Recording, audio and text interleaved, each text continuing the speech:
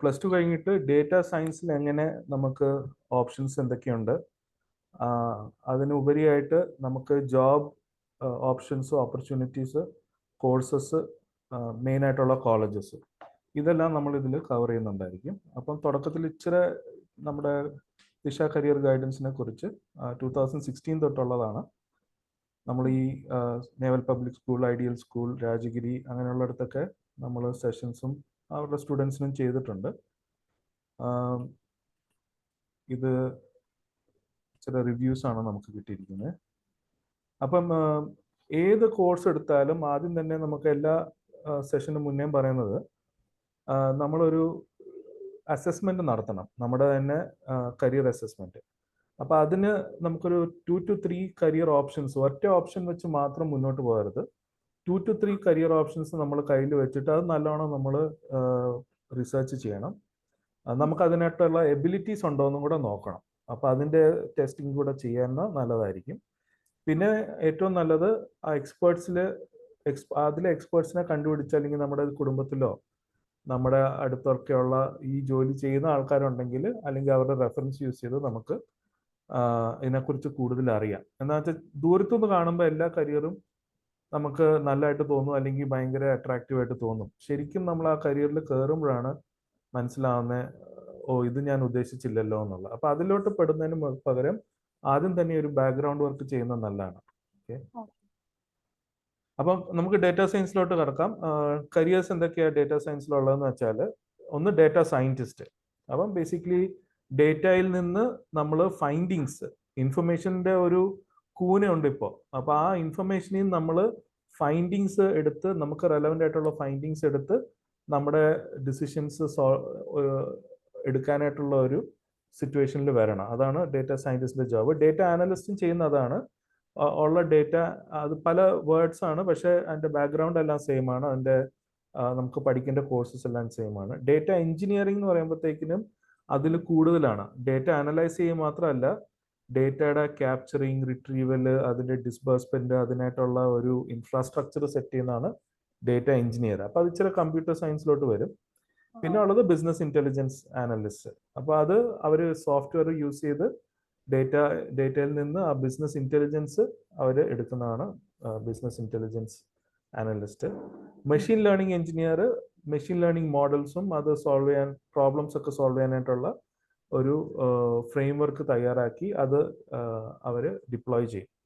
അപ്പൊ ഇങ്ങനെയുള്ള ഓപ്ഷൻസ് ആണ് ഡേറ്റ സയന്റിസ്റ്റ് എന്ന് പറയുമ്പം നമുക്ക് വേറെ വരുന്നത്. ഡേറ്റ സയന്റിസ്റ്റ് അല്ലാണ്ട് കൂടുതലും ചേരുന്നതായിരിക്കും data scientist, data analyst, business intelligence analyst. പിന്നെ നമുക്ക് ഡേറ്റ സയൻസ് ഉണ്ടെങ്കിൽ നമുക്ക് മാർക്കറ്റിംഗ്, ഹെൽത്ത് കെയർ, റിസർച്ച്, ഇങ്ങനെയുള്ള ഏരിയാസിലെല്ലാം നമുക്ക് ഓപ്ഷൻസ് ധാരാളം വരുന്നുണ്ട്. അപ്പൊ ഇതൊക്കെയാണ് സാധാരണ ജോലികൾ ഡേറ്റ സയന്റിസ്റ്റ് ആകുമ്പോഴത്തേക്കിനും. ഡേറ്റ സയന്റിസ്റ്റിന് ഇന്ത്യയിൽ ഇപ്പം നോക്കുമ്പോൾ നമുക്കൊരു 6 to 20 lakhs plus seniority background ഒക്കെ അനുസരിച്ച്. മെഷീൻ ലേണിങ്ങിന് അത് ഇച്ചിരി കൂടെ കൂടുതൽ. ആർട്ടിഫിഷ്യൽ ഇന്റലിജൻസ് അത് പോവുകയാണെങ്കിൽ, നമ്മൾ എഞ്ചിനീയറിംഗ് റിലേറ്റഡ് എടുക്കുവാണെങ്കിൽ അത് വരുന്നുണ്ട്. ബിസിനസ് ഇന്റലിജൻസിന് 5 to 18 lakhs per annum. Data analyst, data engineer, അങ്ങനെ.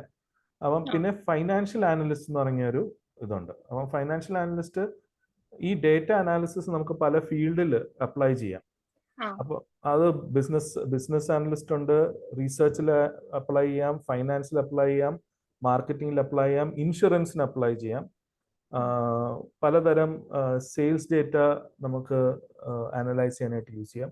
അപ്പോൾ ഒരു ബേസിക് സ്കില്ല് പല ഏരിയയിലും നമുക്ക് യൂസ് ചെയ്യാം. അതിൻ്റെ ഒരു വാല്യൂ വളരെ ഹൈ ആണ്. ഇനിയിപ്പോൾ AI ഉണ്ട്. അപ്പോൾ AI കൊണ്ട് നമ്മുടെ ജോലിയും ആക്ച്വലി ഭയങ്കരമായിട്ട് എളുപ്പമാവും ചെയ്യും. പക്ഷേ അങ്ങനെയുള്ള ജോലി കിട്ടണമെങ്കിൽ ഫൗണ്ടേഷൻ സ്ട്രോങ് ആയിരിക്കണം. അപ്പോൾ അതിനുള്ള കോഴ്സസ് എന്തൊക്കെയാണ് അവൈലബിൾ ഇന്ത്യയിൽ? അപ്പോൾ നമുക്കുള്ളത് BSc ഡേറ്റ സയൻസ്. അപ്പൊ അതിൻ്റെ അകത്ത് ഡേറ്റ സയൻസ് ഉണ്ട്, ചില സ്റ്റാറ്റിസ്റ്റിക്സ് ഉണ്ട്, plus programming languages, Python, R എന്ന് പറഞ്ഞ പ്രോഗ്രാമിംഗ് ലാംഗ്വേജസ് ഉണ്ട്. പിന്നെ ടൂൾസ് എങ്ങനെ യൂസ് ചെയ്യണമെന്നുണ്ട്. ഇച്ചിരി കൂടെ ഫൗണ്ടേഷണൽ ആയിട്ടുള്ള ഇതാണ്. ഇച്ചിരി കൂടെ സ്കോപ്പ് വേണമെങ്കിൽ BSc സ്റ്റാറ്റിസ്റ്റിക്സ് ഉണ്ട്. അതിൻ്റെ അകത്തും കൂടുതൽ സ്റ്റാറ്റിസ്റ്റിക്കൽ ഫൗണ്ടേഷനാണ് വരുന്നത്. അപ്പം ഇപ്പം നമ്മൾ സ്കൂളിലൊക്കെ പഠിക്കുന്ന പോലെ മീൻ, മീഡിയൻ, മോഡ്. പക്ഷെ അത് മുന്നോട്ട് പോകുമ്പോഴത്തേക്കിനും നമുക്ക് regression testing, linear testing, T testing, അങ്ങനെയുള്ള പല ടെസ്റ്റും അത് എങ്ങനെ നമുക്ക് അപ്ലൈ ചെയ്യാം, ഏത് സിറ്റുവേഷനിൽ ചെയ്യണം, എന്ത് തരം ഡേറ്റ നമുക്ക് കിട്ടാനാണ് നമ്മളത് ചെയ്യേണ്ടത്, ഇതെല്ലാം നമ്മൾ അതിന്റെ ഫൗണ്ടേഷൻ നല്ല സ്ട്രോങ് ആയിരിക്കും. പിന്നെ BSc കമ്പ്യൂട്ടർ സയൻസ് എടുത്താലും നമുക്ക് ഇതിലോട്ട് പോകാം, ഡേറ്റ സയൻസിലോട്ട് പോകാൻ പറ്റും. എന്താ വെച്ചാൽ അതിൽ പ്രോഗ്രാമിംഗ് ലാംഗ്വേജ് വരുന്നുണ്ട്. മുന്നോട്ട് പ്രോഗ്രാമിംഗ് ലാംഗ്വേജ് ഡേറ്റ സയന്റിസ്റ്റിന് അറിഞ്ഞിരിക്കേണ്ടത് ആവശ്യമായിരിക്കും. പൈത്തൺ ഡെഫിനറ്റ്ലി, പിന്നെ ആറും പിന്നെ ജാവ, C++, അങ്ങനെയുള്ളതൊക്കെ. മാത്തമാറ്റിക്സും നല്ലൊരു ബാക്ക്ഗ്രൗണ്ട് ആണ് നമുക്ക് BSc. അപ്പൊ നമുക്ക് കോഴ്സസ് എടുക്കുമ്പം ഡേറ്റ സയൻസ് കോഴ്സ് എടുക്കുന്നതാണ് ഏറ്റവും നല്ലത്. നമുക്ക് വെരി ക്ലിയർ ആണെങ്കിൽ, നമുക്ക് ഷുവർ അല്ല എന്നുണ്ടെങ്കിൽ നമുക്ക് കമ്പ്യൂട്ടർ സയൻസ്, സ്റ്റാറ്റിസ്റ്റിക്സ്, മാത്തമാറ്റിക്സ് അങ്ങനെയുള്ള ഓപ്ഷൻസ് ഒക്കെ നോക്കുകയും ചെയ്യാം. അത് ഡേറ്റ സയൻസിലോട്ട് എത്തുകയും ചെയ്യും നമുക്ക്. അപ്പൊ എന്തൊക്കെയാണ് ടോപ്പ് കോളേജസ് ഇന്ത്യയിൽ ഇത് ഓഫർ ചെയ്യുന്നത്? അപ്പൊ IISc എന്ന് പറഞ്ഞ കോളേജ് ഉണ്ട്, Indian institute of science, Bangalore. അപ്പൊ അവിടെ BS program in mathematics computing ഉണ്ട്. ഇപ്പൊ ഇവിടെ കിട്ടാൻ വളരെ ബുദ്ധിമുട്ടാണ്, കോമ്പറ്റേറ്റീവ് എക്സാം എഴുതണം. പക്ഷെ കിട്ടിക്കഴിഞ്ഞാൽ പ്ലേസ്മെന്റ് ഭയങ്കര നല്ലതാണ് ഇവിടുന്ന്. ഇവരുടേതായ അവരുടെ സൈറ്റിലുണ്ട് ആപ്ലിക്കേഷനും അതിന്റെ ഡീറ്റെയിൽസും എല്ലാം. ഇവരുടേതായ സ്പെസിഫിക് ആയിട്ടുള്ളതുണ്ട്. പിന്നെ IIT ഹൈദരാബാദ് ഉണ്ട്, IIT ബാംഗ്ലൂർ ഉണ്ട്, SRM യൂണിവേഴ്സിറ്റി ചെന്നൈ, പിന്നെ അമൃത വിശ്വപീഠം കോയമ്പത്തൂർ. അവർക്കൊക്കെ BTech ഉണ്ട്. അപ്പം SRM-ഉം അമൃത വിശ്വപീഠവും ഒന്നും IIT-യുടെ അത്രയോ IISc-യുടെ അത്രയോ വാല്യൂ ഉണ്ടാകത്തില്ല. എന്നാലും കോമ്പറ്റീഷൻ വളരെ ഹൈ ആണ്. എങ്ങനെ അവിടെ കിട്ടിയില്ലെങ്കിൽ വേറെ യൂണിവേഴ്സിറ്റീസ് ആണ് SRM, അമൃത, പിന്നെ ഉള്ളതാണ് രാജഗിരി ഉണ്ട്, കാലടിയിലുണ്ട്, PSG കോയമ്പത്തൂരിൽ പേര് കേട്ടതാണ്. പിന്നെ ബാംഗ്ലൂരിലുള്ളതാണ് Bangalore Institute of Technology, Jain University, Mount Carmel College, അങ്ങനെയുള്ളതൊക്കെ. അപ്പൊ ഇതെല്ലാം നമുക്ക് കേരളത്തിനടുത്താണ് ഞാൻ നോക്കിയിരിക്കുന്നത്. കേരളത്തിനടുത്ത് ഇതൊക്കെ അവൈലബിൾ ആണ്. അപ്പൊ ഇവരുടെ എല്ലാം വെബ്സൈറ്റിൽ പോകണം. IIT, IISc അവരുടെ വെബ്സൈറ്റിൽ പോയാൽ IIT-യുടെ റെഗുലർ പ്രോസസ്സാണ്. ഈ രാജഗിരിക്കൊക്കെ അവരുടേതായ എൻട്രൻസ് ഉണ്ട്. അപ്പൊ അത് എഴുതിയാൽ മതി. അത് അത്രയും ഡിഫിക്കൽട്ടും ആവത്തില്ല. ചിലത് നമ്മുടെ +2-ന്റെ മാർക്സ് മാത്രം വെച്ച് എടുക്കുകയും ചെയ്യും. ചെറിയ എക്സാം ഉണ്ടായിരിക്കാം. പക്ഷെ പിന്നെ അടുത്താണ് നമുക്ക് ഒറ്റ ഒരു കരിയർ വെച്ച് നോക്കുന്നതിനെക്കാളും നല്ലത് നമുക്ക് മൾട്ടിപ്പിൾ ഓപ്ഷൻസ് എന്തൊക്കെയാണ് നമുക്ക് ചേരുന്നതെന്ന് നോക്കിയാൽ ഒരു 2-3 ഓപ്ഷൻ ഉണ്ടെങ്കിൽ നമുക്ക് ഇച്ചിരി കൂടെ ഒരു ക്ലാരിറ്റി ഉണ്ടായിരിക്കും. ഓക്കെ, ഇതില്ലെങ്കിൽ വേറെ എന്താന്നുള്ളത്. അപ്പൊ ഈ ടെസ്റ്റ് ഒക്കെ അസസ് ചെയ്യുന്നത് നല്ലതായിരിക്കും. Interest, intelligence, ability. അപ്പൊ എബിലിറ്റി നമുക്കൊരു സാധാരണ നമ്മുടെ സ്കൂൾ എക്സാംസ്, ബോർഡ് എക്സാംസും കൂടെ നമുക്ക് സബ്ജക്റ്റിന്റെ എബിലിറ്റി കിട്ടും. പക്ഷെ പേഴ്സണൽ എബിലിറ്റി ഉണ്ടല്ലോ, ലീഡർഷിപ്പ് സ്കിൽസ്, വെർബൽ, സ്പേഷ്യൽ, അങ്ങനെയുള്ളതൊക്കെ അസസ് ചെയ്യുന്നത് നല്ലതായിരിക്കും. പിന്നെ നമ്മുടെ അംബിഷൻ എന്താണ്, അക്കാഡമിക് പ്രിഫറൻസസ് എന്താണ്, പേഴ്സണാലിറ്റി, അതിന്റെ ബേസിസിലായിരിക്കണം ഒരു ഡിസിഷൻ എടുക്കുന്നത്. കോളേജ് എപ്പോഴും ചൂസ് ചെയ്യുമ്പോഴത്തേക്കിനും നമ്മൾ അവിടെ പ്ലേസ്മെന്റിന്റെ അഡ്മിഷൻ ആൾക്കാരോട് മാത്രം സംസാരിക്കരുത്. നമ്മൾ അവിടെ പഠിച്ചിറങ്ങിയ ആരോടെങ്കിലും സംസാരിക്കണം. പിന്നെ അവർക്ക് കിട്ടുന്ന ഡിഗ്രി വാലിഡ് ആണോ, ആ ഡിഗ്രിക്ക് അക്രഡിറ്റേഷൻ ഉണ്ടോ, ആക്സെപ്റ്റഡ് ആണോ എന്നും കൂടെ നോക്കിയിട്ട് വേണം കയറാൻ. പിന്നെ ലാസ്റ്റ് പ്ലേസ്മെന്റ് ഉണ്ടോ, ഇത് കഴിഞ്ഞിട്ട് ജോലിക്ക് ഓപ്ഷൻ ഉണ്ടോ, അതോ ആരും അവിടെ വരുന്നില്ല, നമ്മൾ ഉറപ്പായിട്ട് മാസ്റ്റേഴ്സ് എടുത്താലേ രക്ഷയുള്ളൂ എന്നുള്ളത് നമുക്കത് വെരിഫൈ ചെയ്യണം. പിന്നെ ഉള്ളതാണ് ഓരോ റെലവെന്റ് ആയിട്ടുള്ള ഇന്റേൺഷിപ്പ്. നമ്മൾ ഏത് BSc ഏതെടുത്താലും ആ സമയത്ത് കോളേജിന്റെ മാത്രം ഡിപ്പെൻഡ് ചെയ്ത് ചെയ്യരുത്. നമ്മൾ സൈഡിലായിട്ട് വോളണ്ടിയർ ആയിട്ടാണെങ്കിലും അല്ലെങ്കിൽ പ്രോജക്റ്റ് ആയിട്ട് ചെയ്യുന്നതാണെങ്കിലും നമ്മൾ ഇന്റേൺഷിപ്സ് എടുത്തുകൊണ്ടിരിക്കണം. എന്ന് വെച്ചാൽ അത് വർക്ക് എക്സ്പീരിയൻസിനെ അത് ബൂസ്റ്റ് ചെയ്യും. അപ്പോൾ നമുക്ക് വേറെ 3 വർഷം നോ വർക്ക് എക്സ്പീരിയൻസും 3 വർഷം വിത്ത് 2 or 3 ഇന്റേൺഷിപ്സ് കമ്പയർ ചെയ്യുമ്പോഴത്തേക്കിനും ഇന്റേൺഷിപ്പ് ഉള്ള കൊച്ചിനെ ആയിരിക്കും അവർ കൂടുതൽ എടുക്കുന്നത്. പിന്നെ ഓൺലൈൻ നിങ്ങൾക്ക് കുറെ ഡേറ്റ സയൻസിന് എക്സ്പെഷ്യലി കുറെ സർട്ടിഫിക്കേഷൻസ് ഒക്കെ ഉണ്ട്.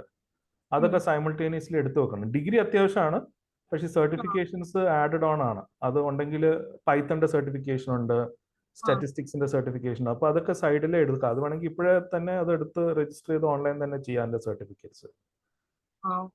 പിന്നെ നമുക്ക് ഉള്ള ഓഫറിംഗ് കൂടെ പറഞ്ഞിട്ട് ഞാൻ അവസാനിക്കാം. നമുക്ക് ഉള്ളത് ഒരു ഡീറ്റെയിൽഡ് കരിയർ അസസ്മെന്റ് ആണ്. അതിൽ നിങ്ങളുടെ എബിലിറ്റി, സ്കില്ല് എല്ലാം ചെയ്യും. ഒരു 30+ പേജസ് വരും. പിന്നെ നമ്മൾ ഹെൽപ്പ് ചെയ്യുന്നത് ഒരു കരിയർ പ്ലാൻ ഉണ്ടാക്കാനാണ്. ഇത് കഴിഞ്ഞിട്ട് അടുത്ത സ്റ്റെപ്പ് എന്ത് ചെയ്യണം, ഏതൊക്കെ കോളേജസ് നമ്മൾ അപ്ലൈ ചെയ്യണം എന്നുള്ള ഒരു ലിസ്റ്റ് ഉണ്ടാക്കിക്കുക. അത് നമ്മൾ ഒന്നിച്ച് ചെയ്യുന്നതാണ്. എന്ന് വെച്ചാൽ ധാരാളം കോളേജ് ഉണ്ട്. പക്ഷെ നമ്മുടെ കൺവീനിയൻസിന്, നമ്മുടെ ഇപ്പം കേരളത്തിലുള്ള പിള്ളേർക്ക് സാധാരണ കേരളോ അല്ലെങ്കിൽ ബാംഗ്ലൂർ അല്ലെങ്കിൽ ചെന്നൈ അങ്ങനെയുള്ളതൊക്കെ ആയിരിക്കും, കോയമ്പത്തൂരും നല്ലതാണ്. അപ്പൊ അങ്ങനെയുള്ള ഇടങ്ങളായിരിക്കും അവർക്ക് പഠിക്കാൻ താല്പര്യം. അപ്പൊ അതിനായിട്ടുള്ള കോളേജസ് ഒന്നോ രണ്ടോ അപ്ലൈ ലിസ്റ്റ് ഐഡന്റിഫൈ ചെയ്ത് അതിന്റെ ആപ്ലിക്കേഷൻ പ്രോസസ്സിന് ബേസിക്കലി നമ്മൾ ഒരുമിച്ച് ചെയ്യുന്നതായിരിക്കും. അപ്പൊ ആപ്ലിക്കേഷൻ പ്രോസസ്സും ആസ് വെൽ ആസ് അതിന്റെ അഡ്മിഷൻ ടൈം അങ്ങനെയെല്ലാം എടുത്ത് പിന്നെ നിങ്ങളെ മോട്ടിവേറ്റഡ് ആയിട്ട് വേണ്ടിയ രീതിയിൽ. അപ്പൊ നമുക്ക് ഇതിന്റെ ഫസ്റ്റ് ഒരു സാധാരണ 5,000 ആണ്, പക്ഷെ നമുക്ക് 3,500 നമ്മൾ അസസ്മെന്റ്, കരിയർ പ്ലാൻ അതെല്ലാം ഉണ്ടാക്കി തരും. പിന്നെ നമുക്ക് ഓൺഗോയിങ് ആയിട്ട് നിങ്ങൾക്ക് ഹെൽപ്പ് വേണം. ചിലപ്പോൾ ചിലവരുടെ പേരൻസ് ഇല്ല, അവർക്ക് കോളേജുകളിലൊക്കെ വിളിച്ച് അഡ്മിഷന്റെ കാര്യങ്ങൾ എടുത്ത് ആപ്ലിക്കേഷൻ ഫോം തരണം, അങ്ങനെയുള്ള കാര്യങ്ങളൊക്കെ ചെയ്യണമെങ്കിൽ നമുക്ക് അഡീഷണൽ ഫീസിൽ അത് ചെയ്യുന്നതാണ്. ഓക്കെ, അപ്പൊ ഞാനിത് ഷെയറിംഗ് സ്റ്റോപ്പ് ചെയ്യാം. അത് കഴിഞ്ഞിട്ട് നമുക്ക് ക്വസ്റ്റ്യൻ ആൻസറിലോട്ട് കിടക്കാം. Thank you very much. ഞാൻ സ്റ്റോപ്പ് ചെയ്യട്ടെ.